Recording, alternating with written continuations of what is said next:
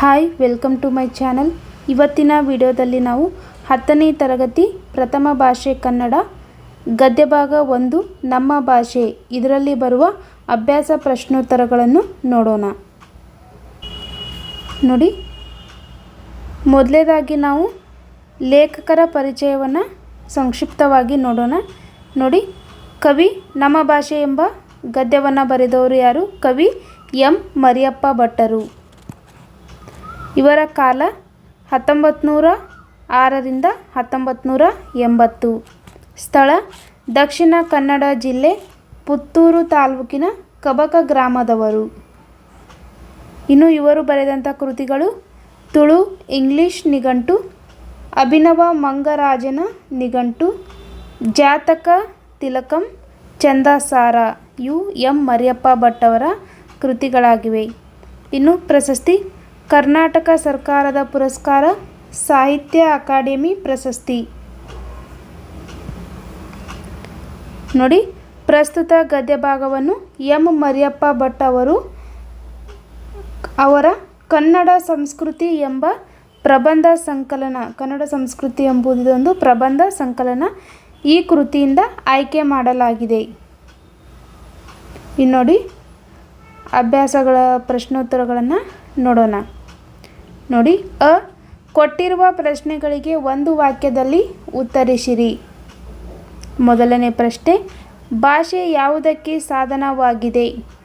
ಉತ್ತರ, ನಮ್ಮ ಸುತ್ತಮುತ್ತಲಿನವರೊಡನೆ ವ್ಯವಹರಿಸುವುದಕ್ಕೆ ಹಾಗೂ ವಿಚಾರ ವಿನಿಮಯ ಮಾಡುವುದಕ್ಕೆ ಭಾಷೆ ಒಂದು ಅಮೂಲ್ಯ ಸಾಧನವಾಗಿದೆ. ಎರಡನೇ ಪ್ರಶ್ನೆ, ಪ್ರಾಣಿಗಳು ತಮ್ಮ ಮಕ್ಕಳಿಗೆ ಯಾವ ವಿಚಾರವಾಗಿ ತರಬೇತು ಕೊಡುತ್ತವೆ? ಉತ್ತರ, ಮಕ್ಕಳಿಗೆ ಮೊಲೆಯಿಡುವ ಎಲ್ಲ ಪ್ರಾಣಿಗಳು ಚಲನವಲನಗಳ ವಿಷಯವಾಗಿ, ಆಹಾರ ವಿಚಾರಗಳ ವಿಚಾರವಾಗಿ ತಮ್ಮ ಮಕ್ಕಳಿಗೆ ಸಹಜವಾಗಿ ತರಬೇತು ಕೊಡುವುದನ್ನು ಕಾಣುತ್ತೇವೆ. ನೆಕ್ಸ್ಟ್ ನೋಡಿ, ಪ್ರಶ್ನೆ 3, ಮನುಷ್ಯನಿಗೆ ಲೆಕ್ಕವಿಡುವ ಅವಶ್ಯಕತೆ ಯಾವಾಗ ಉಂಟಾಯಿತು? ಉತ್ತರ, ನವಶಿಲಾಯುಗದ ಮಾನವ ಸಂಚಾರಿ ಜೀವನವನ್ನು ತ್ಯಜಿಸಿ ಒಂದೆಡೆ ಬೀಡು ಬಿಟ್ಟು ಆಸ್ತಿ, ಮನೆ, ಬದುಕು ಮೊದಲಾದ ಭಾವನೆಗಳನ್ನು ತಳೆಯುವುದಕ್ಕೆ ಎಂದು ಮೊದಲು ಮಾಡಿದನು, ಅಂದು ಆತನಿಗೆ ಲೆಕ್ಕವಿಡುವ ಅವಶ್ಯಕತೆ ಉಂಟಾಯಿತು. ಪ್ರಶ್ನೆ 4, ಎಣ್ಣೆ ತುಪ್ಪದ ಮಿಶ್ರಣ ಬೇಡವೆಂದು ಹೇಳಿದವರು ಯಾರು? ಉತ್ತರ, ನಯಸೇನ. ಪ್ರಶ್ನೆ 5, ಕನ್ನಡಕ್ಕೆ ಪರ್ಷಿಯನ್ ಶಬ್ದಗಳು ಯಾವಾಗ ಬಂದವು? ಉತ್ತರ, ಮಹಮ್ಮದೀಯರ ಆಳ್ವಿಕೆಯ ಅವಧಿಯಲ್ಲಿ ಪರ್ಷಿಯನ್ ಭಾಷೆಯಿಂದ ಅನೇಕ ಶಬ್ದಗಳು ಕನ್ನಡಕ್ಕೆ ಬಂದಿವೆ. ಯಾರ ಆಳ್ವಿಕೆಯಲ್ಲಿ? ಮಹಮ್ಮದೀಯರ ಆಳ್ವಿಕೆಯಲ್ಲಿ. ಇನ್ನು ನೆಕ್ಸ್ಟ್ ನೋಡಿ, ಕ್ವಶನ್ ನಂಬರ್ 2, ಕೊಟ್ಟಿರುವ ಪ್ರಶ್ನೆಗಳಿಗೆ 2-3 ವಾಕ್ಯದಲ್ಲಿ ಉತ್ತರಿಸಿರಿ. ಅದರಲ್ಲಿ 1ನೇ ಪ್ರಶ್ನೆ, ವ್ಯಾವಹಾರಿಕ ಮತ್ತು ಗ್ರಾಂಥಿಕ ಭಾಷೆಯ ಲಕ್ಷಣಗಳೇನು? ನೋಡಿ, ಉತ್ತರ, ಭಾಷೆಗಳನ್ನು ವ್ಯಾವಹಾರಿಕ ಮತ್ತು ಗ್ರಾಂಥಿಕ ಎಂದು 2 ತೆರನಾಗಿ ವಿಭಾಗಿಸಲಾಗಿದೆ. ವ್ಯಾವಹಾರಿಕವೆಂದರೆ ಜೀವದ್ ಭಾಷೆ, ಅದರಲ್ಲಿ ಜನರು ಮಾತನಾಡುತ್ತಾರೆ, ವ್ಯವಹರಿಸುತ್ತಾರೆ. ಕನ್ನಡ, ತಮಿಳು, ತೆಲುಗು, ಮರಾಠಿ, ಉರ್ದು, ಇಂಗ್ಲಿಷ್ ಇದಕ್ಕೆ ಉದಾಹರಣೆಯಾಗಿದೆ. ಗ್ರಾಂಥಿಕವೆಂದರೆ ಅಭಿವೃದ್ಧಿ ಹೊಂದಿ ಗ್ರಂಥ ರಚನೆಯಲ್ಲಿ ಉಪಯೋಗವಾದ ಭಾಷಾ ಸಂಸ್ಕೃತ, ಕನ್ನಡ, ಇಂಗ್ಲಿಷ್, ಪಾಳಿ ಇತ್ಯಾದಿ ಈ ವರ್ಗಕ್ಕೆ ಉದಾಹರಣೆಯಾಗಿವೆ. ಯಾವ ವರ್ಗ? ಗ್ರಾಂಥಿಕ ವರ್ಗ. ಇನ್ನು ಎಲ್ಲ ವ್ಯಾವಹಾರಿಕ ಭಾಷೆಗಳು ಗ್ರಾಂಥಿಕವಾಗಬೇಕಿಲ್ಲ. ತುಳು ಒಂದು ಸುಂದರ ವ್ಯಾವಹಾರಿಕ ಭಾಷೆ, ಆದರೆ ಅದು ಗ್ರಾಂಥಿಕ ಭಾಷೆಯಲ್ಲ. ಹಾಗೆಯೇ ಎಲ್ಲ ಗ್ರಾಂಥಿಕ ಭಾಷೆಗಳು ಇಂದು ವ್ಯವಹಾರಕ್ಕಾಗಿ ಇರುವುದಿಲ್ಲ. ದೇವ ಭಾಷೆ ಎನಿಸಿಕೊಂಡ ಸಂಸ್ಕೃತ ಸರ್ವ ಸಂಪನ್ನತೆಯಿಂದ ಕೂಡಿದ ಗ್ರಾಂಥಿಕ ಭಾಷೆಯಾಗಿದೆ.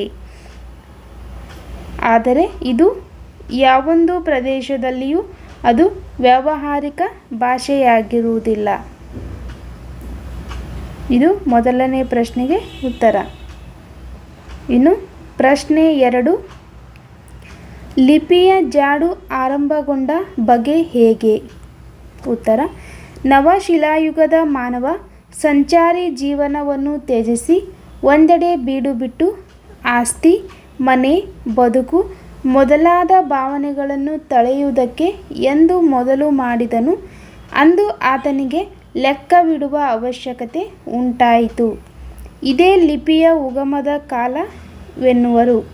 ಉದಾಹರಣೆಗೆ, ಯಾವ ಓದು ಬರಹವಿಲ್ಲದ ಹಳ್ಳಿಯ ಕೆಲಸಗಾರನು ತಾನು ದಿನ ಕೆಲಸಕ್ಕೆ ಹೋದ ಲೆಕ್ಕವನ್ನು ಗೋಡೆಯ ಮೇಲೆ ದಿನಂಪ್ರತಿ ಒಂದೊಂದು ಗೆರೆ ಎಳೆದು ಗುರುತಿಸಿ ಕೊನೆಯಲ್ಲಿ ಎಣಿಸಿ ಲೆಕ್ಕ ಹಾಕಿ ಸಂಬಳವನ್ನು ಪಡೆಯುತ್ತಾನೆ. ಹೀಗೆ ಲಿಪಿಯ ಜಾಡು ಆರಂಭವಾಯಿತು.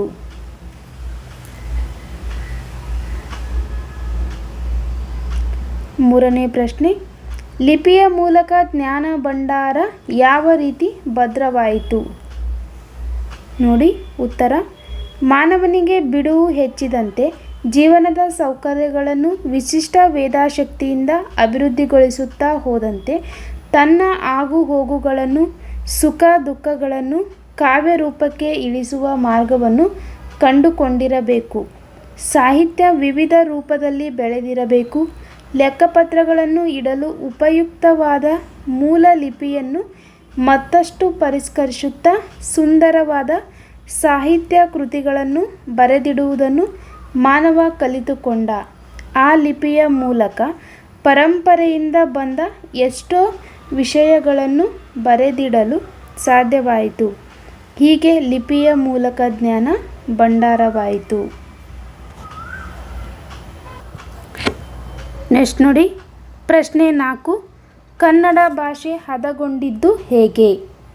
ಉತ್ತರ, ಅನೇಕ ಕವಿಗಳು ಕನ್ನಡ ಅಭಿವೃದ್ಧಿ ಹೊಂದಬೇಕಾದರೆ ಕನ್ನಡ ಪದಗಳ ಬಳಕೆ ಹೆಚ್ಚಾಗಬೇಕೆಂದು ಸಾರಿದ್ದಾರೆ. ಅಂಥವರ ವಾಣಿಯಿಂದ ಕನ್ನಡದ ವೀಣೆ ಮೃದು ಮಧುರವಾಗಿ ಮಿಡಿಯಿತು. ಮುಂದೆ ಬಸವೇಶ್ವರ, ಅಲ್ಲಮ ಪ್ರಭುಗಳಂತಹ ಶರಣರೆಣ್ಯರು, ಚಾಮರಸ, ಕುಮಾರವ್ಯಾಸರಂತಹ ಕವಿ ಪುಂಗವರು, ಪುರಂದರದಾಸ, ಕನಕದಾಸರಂತಹ ದಾಸಶ್ರೇಷ್ಠರು ಸುಲಭ ಮಾರ್ಗವನ್ನೇ ತುಳಿದರು. ತಮ್ಮ ತಮ್ಮ ಅನುಭವ ಸಾರವನ್ನು ಸುಲಭವೂ ಸುಂದರವೂ ಸಹಜವೂ ಆದ ಮಾತುಗಳಿಂದ ಹೃದಯ ಮುಟ್ಟುವಂತೆ ಅಭಿವ್ಯಕ್ತಪಡಿಸಿದರು. ಹೀಗೆ ಕನ್ನಡ ಭಾಷೆ ಹದಗೊಂಡಿತು. ನೆಕ್ಸ್ಟ್ ನೋಡಿ ಪ್ರಶ್ನೆ 5, ಆಂಗ್ಲ ಭಾಷೆ ವಿಶ್ವವ್ಯಾಪ್ತಿಯಾಗಲು ಕಾರಣವೇನು?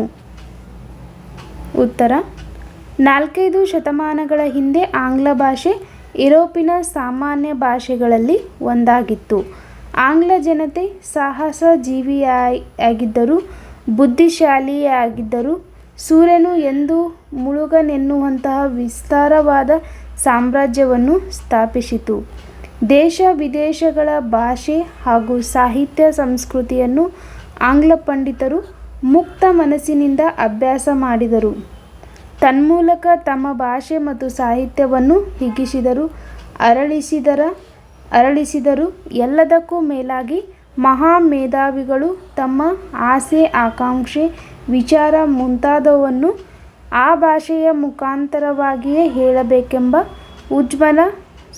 ಉಜ್ವಲ ಅಭಿಮಾನವುಳ್ಳವರಾಗಿದ್ದರು.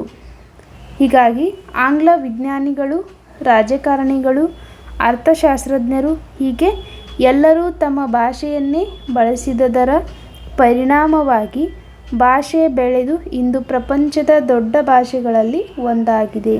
ಇದಕ್ಕೆಲ್ಲ ಆಂಗ್ಲ ಜನರ ಸಂಕಲ್ಪ, ಕೃಷಿ ಕಾರಣವಾಗಿದೆ ಎಂದು ಕವಿ ಈ ರೀತಿ ಆಂಗ್ಲ ಭಾಷೆ ವಿಶ್ವವ್ಯಾಪ್ತಿಯಾಗಲು ಕಾರಣವಾಯಿತೆಂದು ಹೇಳಿದ್ದಾರೆ.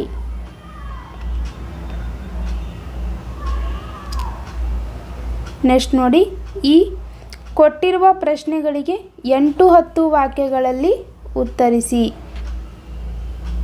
ನೋಡಿ ಪ್ರಶ್ನೆ 1, ಭಾಷೆ ಸತ್ವಪೂರ್ಣವಾಗಿ ವಿಕಾಸಗೊಳ್ಳುವುದು ಯಾವಾಗ? ಉತ್ತರ, ಒಂದು ಭಾಷೆ ಸತ್ವಪೂರ್ಣವಾಗಬೇಕಾದರೆ ಅದನ್ನಾಡುವ ಜನ ಅಭಿಮಾನಧನರು, ಬುದ್ಧಿಶಾಲಿಗಳು, ಪ್ರಯೋಗಶೀಲರು ಆಗಿರಬೇಕು. ನೋಡಿ, ಒಂದು ಭಾಷೆ ಸತ್ವಪೂರ್ಣವಾಗಿ ಬೆಳೆಯಬೇಕಂದ್ರೆ ಮಾತನಾಡತಕ್ಕಂಥ ಜನ ಏನಾಗಿರಬೇಕು, ನಮ್ಮ ಭಾಷೆಯ ಮೇಲೆ ಅವರು ಮಾತನಾಡುವ ಭಾಷೆ ಮೇಲೆ ಅಭಿಮಾನ ಉಳ್ಳವರಾಗಿರಬೇಕು, ಬುದ್ಧಿಶಾಲಿಗಳು ಮತ್ತು ಪ್ರಯೋಗಶೀಲರು ಆಗಿರಬೇಕು. 4-5 ಶತಮಾನಗಳ ಹಿಂದೆ ಆಂಗ್ಲ ಭಾಷೆ ಯುರೋಪಿನ ಒಂದು ಸಾಮಾನ್ಯ ಭಾಷೆಗಳಲ್ಲಿ ಒಂದಾಗಿತ್ತು. ಆದರೆ ಆಂಗ್ಲ ಜನತೆ ಸಾಹಸ ಜೀವಿಯಾಯಿತು, ಬುದ್ಧಿಶಾಲಿಯಾಯಿತು, ಸೂರ್ಯನು ಎಂದು ಮುಳುಗನೆನ್ನುವಂತಹ ವಿಸ್ತಾರವಾದ ಸಾಮ್ರಾಜ್ಯವನ್ನು ಸ್ಥಾಪಿಸಿತು. ಹೇಗಪ್ಪ ಅಂದರೆ, ದೇಶ ವಿದೇಶಗಳ ಭಾಷೆ ಹಾಗೂ ಸಾಹಿತ್ಯ ಸಂಸ್ಕೃತಿಯನ್ನು ಆಂಗ್ಲ ಪಂಡಿತರು ಮುಕ್ತ ಮನಸ್ಸಿನಿಂದ ಅದನ್ನು ಏನು ಮಾಡ್ತಾರೆ, ಅವರು ಅಭ್ಯಾಸ ಮಾಡ್ತಾರೆ. ತನ್ಮೂಲಕ ತಮ್ಮ ಭಾಷೆ ಮತ್ತು ಸಾಹಿತ್ಯವನ್ನು ಹಿಗ್ಗಿಸಿದರು ಅಥವಾ ಬೆಳೆಸಿದರು, ಅದನ್ನು ಅರಳಿಸಿದರು. ಎಲ್ಲಕ್ಕೂ ಮೇಲಾಗಿ ಮಹಾ ಮೇಧಾವಿಗಳು ತಮ್ಮ ಆಶೆ, ಆಕಾಂಕ್ಷೆ, ವಿಚಾರ ಮುಂತಾದವನ್ನು ಆ ಭಾಷೆಯ ಮುಖಾಂತರವಾಗಿಯೇ ಹೇಳಬೇಕೆಂಬ ಉಜ್ವಲ ಅಭಿಮಾನವುಳ್ಳವರಾಗಿದ್ದರು. ಯಾರು? ಆಂಗ್ಲರು.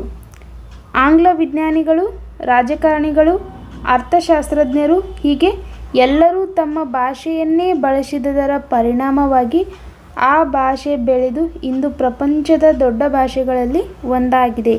ಇದಕ್ಕೆಲ್ಲ ಆಂಗ್ಲ ಜನರ ಸಂಕಲ್ಪ, ಕೃಷಿ ಕಾರಣವೆಂದು ಬೇರೆ ಹೇಳಬೇಕಿಲ್ಲ.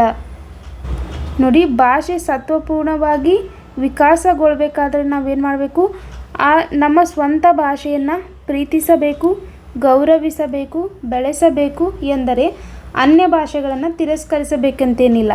ಭಾಷೆಗಳಲ್ಲಿ ಮೇಲು ಕೀಳೆಂಬುದಿರಲ್ಲ. ಒಂದು ಭಾಷೆ ಅಂದರೆ ಅದು ದೊಡ್ಡ ಭಾಷೆ ಇತ್ತು, ಸಣ್ಣ ಭಾಷೆ ಅಂಥೇಳಿ ಮೇಲು ಕೀಳೆಂಬುದಿರುವುದಿಲ್ಲ. 4 ಜನ ಮಾತನಾಡುತ್ತಿದ್ದ ಭಾಷೆಗೂ 40 ಲಕ್ಷ ಜನ ಮಾತನಾಡುತ್ತಿದ್ದ ಭಾಷೆಗೂ ಸತ್ಯ ಹಾಗೂ ಸತ್ಯ ದೃಷ್ಟಿಯಿಂದ ಅಂತರವೇ ಇಲ್ಲ.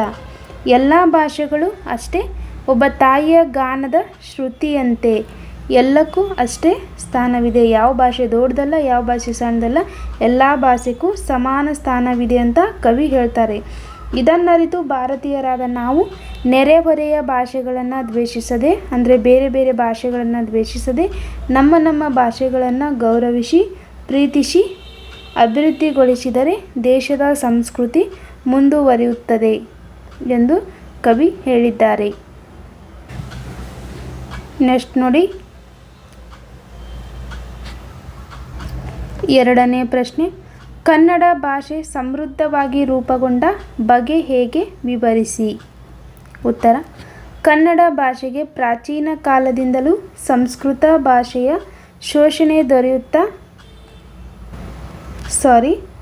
ಪೋಷಣೆ ದೊರೆಯುತ್ತಾ ಬಂದಿದೆ.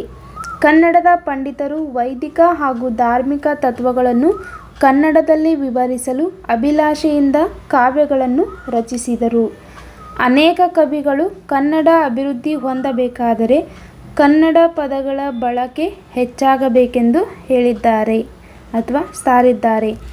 ಅಂಥವರ ವಾಣಿಯಿಂದ ಕನ್ನಡದ ವೀಣೆ ಮೃದು ಮಧುರವಾಗಿ ಮಿಡಿಯಿತು. ಬಸವೇಶ್ವರಂಥವರು, ಅಲ್ಲಮಪ್ರಭುಗಳಂತಹ ಶರಣವರೇಣ್ಯರು, ಚಾಮರಸ ಕುಮಾರವ್ಯಾಸರಂತಹ ಕವಿ ಪುಂಗವರು, ಪುರಂದರದಾಸ ಮತ್ತು ಕನಕದಾಸರಂತಹ ದಾಸಶ್ರೇಷ್ಠರು ಸುಲಭ ಮಾರ್ಗವನ್ನು ತುಳಿದರು. ತಮ್ಮ ಅನುಭವ ಸಾರವನ್ನು ಸುಲಭವಾಗಿ, ಸುಂದರವಾಗಿ, ಸಹಜವಾದಂಥ ಮಾತುಗಳಿಂದ ಹೃದಯ ಮುಟ್ಟುವಂತೆ ಅಭಿವ್ಯಕ್ತವನ್ನು ಪಡಿಸಿದರು. ಹೀಗೆ ಕನ್ನಡ ಭಾಷೆ ಹದಗೊಂಡುದರಿಂದ ಅದು ಸುಲಿದ ಬಾಳೆಯ ಹಣ್ಣಿನಂತೆ, ಸಿಗುರು ಕಬ್ಬಿನಂತೆ, ಉಷ್ಣ ಆಳಿದ ಹಾಲಿನಂತೆ, ಅಂದರೆ ಸುಲಿದ ಬಾಳೆಹಣ್ಣು ಹೇಗೆ ತಿನ್ನೋಕೆ ಈಸಿ ಹಾಗೆ, ಮತ್ತು ಸಿಪ್ಪೆ ತೆಗೆದ ಕಬ್ಬಿನಂತೆ, ಉಷ್ಣ ಆಳಿದ ಹಾಲಿನಂತೆ, ಸುಲಭವೂ ರುಚಿಯುಳ್ಳದ್ದು ಆಯಿತು. ಇನ್ನು ಉಷ್ಣ ಆಳಿದ ಹಾಲು ಅಂದರೆ ಕಾಯಿಸಿದ ಹಾಲಿನಂತೆ.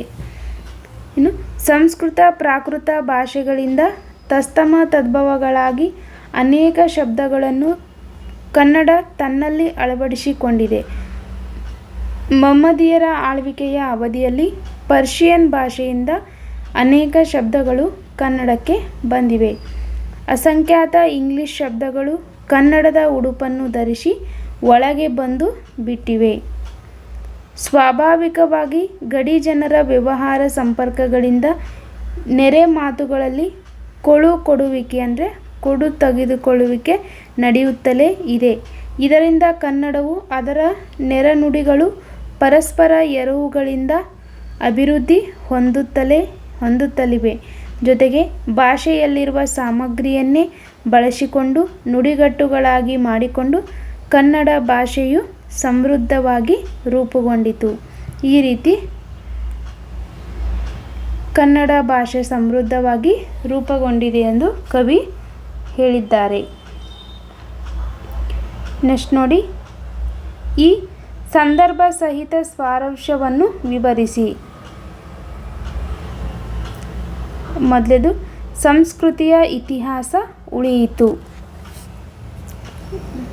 ಸಂದರ್ಭ ಸಹಿತ ಸಾರಾಂಶವನ್ನು ಹೇಗೆ ಬರಿಬೇಕಪ್ಪ ಅಂದರೆ ಇಲ್ಲಿ ನಾನು ಬರೆದಿದ್ದೀನಿ ನೋಡಿ ಈ ರೀತಿ. ಮೊದಲೇದಾಗಿ ಆಯ್ಕೆ. ಈ ಸೆಂಟೆನ್ಸನ್ನು ಎಲ್ಲಿಂದ ಆಯ್ಕೆ ಮಾಡಿದ್ದಾರೆ ಅಂತ ಬರಿಬೇಕು.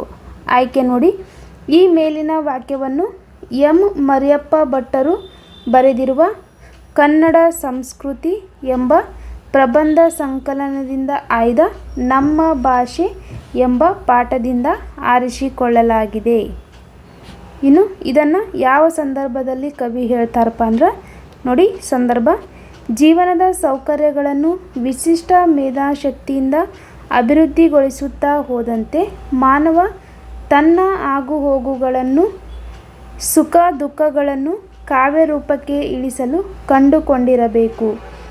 ಸಾಹಿತ್ಯ ವಿವಿಧ ರೂಪದಲ್ಲಿ ಬೆಳೆದಿರಬೇಕು. ಲೆಕ್ಕಪತ್ರಗಳನ್ನು ಇಡುವ ಉಪಯುಕ್ತವಾದ ಮೂಲ ಲಿಪಿಯನ್ನು ಮತ್ತಷ್ಟು ಪರಿಷ್ಕರಿಸುತ್ತಾ ಸುಂದರವಾದ ಸಾಹಿತ್ಯ ಕೃತಿಗಳನ್ನು ಬರೆದಿಡುವುದನ್ನು ಮಾನವ ಕಲಿತುಕೊಂಡ. ಎಷ್ಟೋ ವಿಷಯಗಳನ್ನು ಬರೆದಿಡಲು ಮಾನವನಿಗೆ ಇದು ಸಾಧ್ಯವಾಯಿತು. ಹೀಗೆ ಜ್ಞಾನ ಭಂಡಾರ ಭದ್ರವಾಯಿತು ಎಂದು ಹೇಳುವ ಸಂದರ್ಭದಲ್ಲಿ ಕವಿ ಸಂಸ್ಕೃತಿಯ ಇತಿಹಾಸ ಉಳಿಯಿತು ಎಂದು ಹೇಳಿದ್ದಾರೆ. ಇನ್ನು ಸ್ವಾರಸ್ಯ ನೋಡಿ, ಭಾಷೆ ನಾಡಿನ ಪರಂಪರೆ ಸಂಸ್ಕೃತಿ ಇತಿಹಾಸವನ್ನು ಉಳಿಸಲು ಬೆಳೆಸಲು ಸಹಾಯಕವಾಗುತ್ತದೆ ಎಂಬುದು ಇಲ್ಲಿನ ಸಾರಾಂಶವಾಗಿದೆ ಅಥವಾ ಸ್ವಾರಸ್ಯವಾಗಿದೆ. ನೆಕ್ಸ್ಟ್ ನೋಡಿ, ಪ್ರಶ್ನೆ 2 ಸಂದರ್ಭಾನುಸಾರ ತಕ್ಕುದೇ ಬೆರೆಸಲ್ಕೆ ಘೃತಮಂ ತೈಲಮಂ. ನೋಡಿ ಆಯ್ಕೆ. ಈ ಮೇಲಿನ ವಾಕ್ಯವನ್ನು ಎಂ ಮರಿಯಪ್ಪ ಭಟ್ಟರು ಬರೆದಿರುವ ಕನ್ನಡ ಸಂಸ್ಕೃತಿ ಎಂಬ ಪ್ರಬಂಧ ಸಂಕಲನದಿಂದ ಆಯ್ದು ನಮ್ಮ ಭಾಷೆ ಎಂಬ ಪಾಠದಿಂದ ಆರಿಸಿಕೊಳ್ಳಲಾಗಿದೆ. ನೋಡಿ ಈ ರೀತಿ ನೀವು ಆಯ್ಕೆ, ಸಂದರ್ಭ, ಸಾರಾಂಶವನ್ನು ಈ ರೀತಿ ಬರೆದ್ರೇ ನಿಮಗೆ ಸರಿಯಾಗಿ ಮಾರ್ಕ್ಸ್ ಬರುತ್ತೆ. ನೆಕ್ಸ್ಟ್ ನೋಡಿ, ಸಂದರ್ಭ ಕನ್ನಡಕ್ಕೆ ಬಹಳ ಪ್ರಾಚೀನ ಕಾಲದಿಂದಲೂ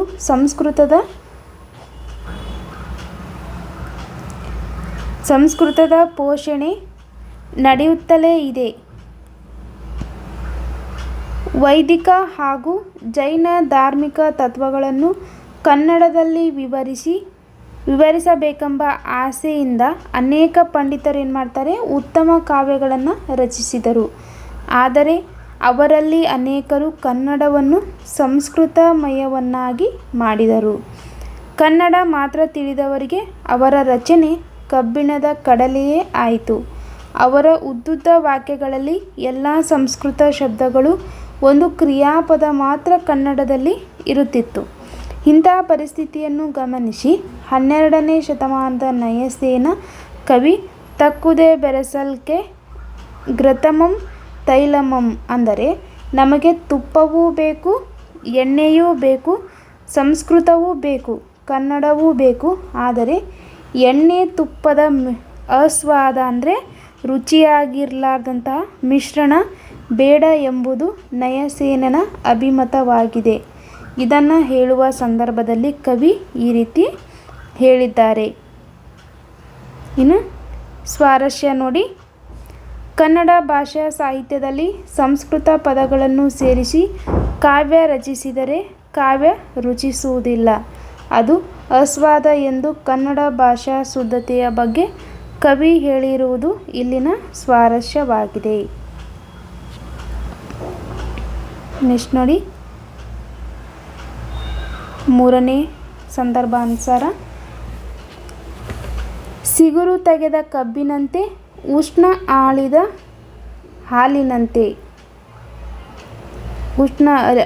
ಹಾಲಿನಂತೆ. ಆಯ್ಕೆ: ಮೇಲಿನ ವಾಕ್ಯವನ್ನು ಎಂ. ಮರಿಯಪ್ಪ ಭಟ್ಟವರು ಬರೆದಿರುವ ಕನ್ನಡ ಸಂಸ್ಕೃತಿ ಎಂಬ ಪ್ರಬಂಧ ಸಂಕಲನದಿಂದ ಆಯ್ದ ನಮ್ಮ ಭಾಷೆ ಎಂಬ ಗದ್ಯಪಾಠದಿಂದ ಆರಿಸಿಕೊಳ್ಳಲಾಗಿದೆ. ಇನ್ನು ಸಂದರ್ಭ: ಅನೇಕ ಕವಿಗಳು ಕನ್ನಡ ಅಭಿವೃದ್ಧಿ ಹೊಂದಬೇಕಾದರೆ ಕನ್ನಡ ಪದಗಳ ಬಳಕೆ ಹೆಚ್ಚಾಗಬೇಕೆಂದು ಹೇಳಿದ್ದಾರೆ. ಅಂಥವರ ವಾಣಿಯಿಂದ ಕನ್ನಡದ ವೀಣೆ ಮೃದು ಮತ್ತು ಮಧುರವಾಗಿ ಮಿಡಿಯಿತು. ಮುಂದೆ ಬಸವೇಶ್ವರಂಥವರು, ಅಲ್ಲಮಪ್ರಭುಗಳಂತಹ ಶರಣರು, ಚಾಮರಸ, ಕುಮಾರವ್ಯಾಸರಂತಹ ಕವಿಗಳು, ದಾಸಶ್ರೇಷ್ಠರು ಸುಲಭ ಮಾರ್ಗವನ್ನೇ ತುಳಿದರು. ತಮ್ಮ ತಮ್ಮ ಅನುಭವ ಸಾರವನ್ನು ಸುಲಭ, ಸುಂದರ ಮತ್ತು ಸಹಜ ಮಾತುಗಳಿಂದ ಹೃದಯ ಮುಟ್ಟುವಂತೆ ಅಭಿವ್ಯಕ್ತಪಡಿಸಿದರು. ಹೀಗೆ ಕನ್ನಡ ಭಾಷೆ ಹದಗೊಂಡಿರುವುದರಿಂದ ಅದು ಸುಲಿದ ಬಾಳೆಯ ಹಣ್ಣಿನಂತೆ, ಸಿಗುರು ತೆಗೆದ ಕಬ್ಬಿನಂತೆ, ಉಷ್ಣ ಅಳಿದ ಹಾಲಿನಂತೆ ಸುಲಭವಾಗಿ ರುಚಿಯುಳ್ಳದ್ದು ಆಗಿದೆ ಎಂದು ಕವಿ ಮಹಾಲಿಂಗರಂಗ ಅವರು ಹೇಳಲು ಸಾಧ್ಯವಾಯಿತು ಎಂಬುದನ್ನು ಹೇಳುವಾಗ ಕವಿ ಇಲ್ಲಿ ಈ ಮೇಲಿನ ವಾಕ್ಯವನ್ನು ಹೇಳಿದ್ದಾರೆ. ಇನ್ನು ನೆಕ್ಸ್ಟ್ ನೋಡಿ, ಸ್ವಾರಸ್ಯ: ಕನ್ನಡ ಭಾಷೆಯು ಕಲಿಯಲು ಸುಲಭ, ಸಹಜ, ಸುಂದರ ಮತ್ತು ರುಚಿಕರವಾಗಿದೆ ಎಂದು ಕನ್ನಡ ಭಾಷೆಯ ಸೊಬಗಿನ ಬಗ್ಗೆ ಕವಿ ವರ್ಣಿಸಿರುವುದು ಇಲ್ಲಿನ ಸ್ವಾರಸ್ಯವಾಗಿದೆ. ನೆಕ್ಸ್ಟ್ ನೋಡಿ, ಪ್ರಶ್ನೆ 4. ಒಬ್ಬ ತಾಯಿಯ ಗಾನದ ಶ್ರುತಿಯಂತೆ. ಆಯ್ಕೆ: ಈ ವಾಕ್ಯವನ್ನು ಎಂ. ಮರಿಯಪ್ಪ ಭಟ್ಟವರು ಬರೆದಿರುವ ಕನ್ನಡ ಸಂಸ್ಕೃತಿ ಎಂಬ ಪ್ರಬಂಧ ಸಂಕಲನದಿಂದ ಆಯ್ದು ನಮ್ಮ ಭಾಷೆ ಎಂಬ ಗದ್ಯಭಾಗದಿಂದ ಆರಿಸಿಕೊಳ್ಳಲಾಗಿದೆ. ಸಂದರ್ಭ: ಭಾಷೆಗಳಲ್ಲಿ ಮೇಲು ಕೀಳೆಂಬುದಿಲ್ಲ. 4 ಜನ ಮಾತನಾಡುತ್ತಿದ್ದ ಭಾಷೆಗೂ 40 ಲಕ್ಷ ಜನ ಮಾತನಾಡುತ್ತಿದ್ದ ಭಾಷೆಗೂ ಸತ್ಯ ಹಾಗೂ ಸತ್ಯದೃಷ್ಟಿಯಿಂದ ಅಂತರವೇ ಇಲ್ಲ. ಎಲ್ಲ ಭಾಷೆಗಳು ಅಷ್ಟೇ ಒಬ್ಬ ತಾಯಿಯ ಗಾನದ ಶ್ರುತಿಯಂತೆ. ಎಲ್ಲಕ್ಕೂ ಅಷ್ಟೇ ಸ್ಥಾನವಿದೆ. ಇದನ್ನರಿತು ಭಾರತೀಯರಾದ ನಾವು ನೆರೆಹೊರೆಯ ಭಾಷೆಗಳನ್ನು ದ್ವೇಷಿಸದೆ ನಮ್ಮ ಭಾಷೆಗಳನ್ನು ಗೌರವಿಸಿ, ಪ್ರೀತಿಸಿ, ಅಭಿವೃದ್ಧಿಗೊಳಿಸಿದರೆ ದೇಶದ ಸಂಸ್ಕೃತಿ ಮುಂದುವರಿಯುತ್ತದೆ ಎಂದು ಕವಿ ಹೇಳುವ ಸಂದರ್ಭದಲ್ಲಿ ಈ ಮೇಲಿನ ವಾಕ್ಯವನ್ನು ಹೇಳಿದ್ದಾರೆ ಅಥವಾ ಸಂದರ್ಭ ಇದಾಗಿದೆ. ನೆಕ್ಸ್ಟ್ ನೋಡಿ, ಸ್ವಾರಸ್ಯ: ಭಾಷೆಯನ್ನು ಪ್ರೀತಿಸಬೇಕು, ಗೌರವಿಸಬೇಕು, ಬೆಳೆಸಬೇಕು. ಆದರೆ ಅನ್ಯ ಭಾಷೆಗಳನ್ನು ಅಥವಾ ಬೇರೆ ಭಾಷೆಗಳನ್ನು ತಿರಸ್ಕರಿಸಬಾರದು ಮತ್ತು ದ್ವೇಷಿಸಬಾರದು ಎಂದು ಭಾಷಾ ಭಾವೈಕ್ಯತೆಯ ಬಗ್ಗೆ ಹೇಳಿರುವುದು ಇಲ್ಲಿನ ಸ್ವಾರಸ್ಯವಾಗಿದೆ. ನೆಕ್ಸ್ಟ್ ನೋಡಿ, ಇಲ್ಲಿಗೆ ಸಂದರ್ಭ ಸಾರಾಂಶಗಳು ಮುಗಿತು. ಇನ್ನು ಪ್ರಶ್ನೆ ಉ. ಬಿಟ್ಟಿರುವ ಸ್ಥಳಗಳನ್ನು ಸೂಕ್ತ ಪದಗಳಿಂದ ತುಂಬಿ. ನೋಡಿ, ಮೊದಲನೇ ಪ್ರಶ್ನೆ: ಭಾಷೆ ಇದ್ದು ಅದರ ಡ್ಯಾಶ್ ಕುಡಿದು ಅರಗಿಸಿಕೊಳ್ಳದ ವ್ಯಕ್ತಿ ಜಂತುವೇ ಸರಿ. ಆನ್ಸರ್: ಪಿಯೂಷವನ್ನು. ಭಾಷೆ ಇದ್ದು ಅದರ ಪಿಯೂಷವನ್ನು ಕುಡಿದು ಅರಗಿಸಿಕೊಳ್ಳದ ವ್ಯಕ್ತಿ ಜಂತುವೇ ಸರಿ. ಇನ್ನು ಎರಡನೇ ಪ್ರಶ್ನೆ: ಕನ್ನಡಕ್ಕೆ ಬಹಳ ಪ್ರಾಚೀನ ಕಾಲದಿಂದಲೂ ಡ್ಯಾಶ್ ಪೋಷಣೆ ದೊರೆಯುತ್ತಾ ಬಂದಿದೆ.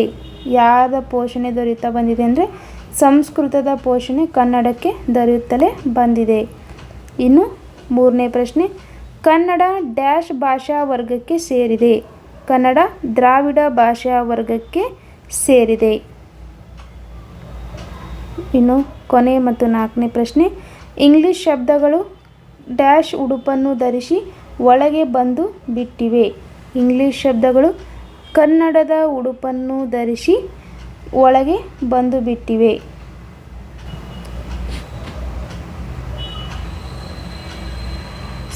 ಐದನೇ ಪ್ರಶ್ನೆ, ನಮ್ಮ ಭಾಷೆ ಗದ್ಯ ಭಾಗದ ಆಕರ ಗ್ರಂಥ ಯಾವುದು?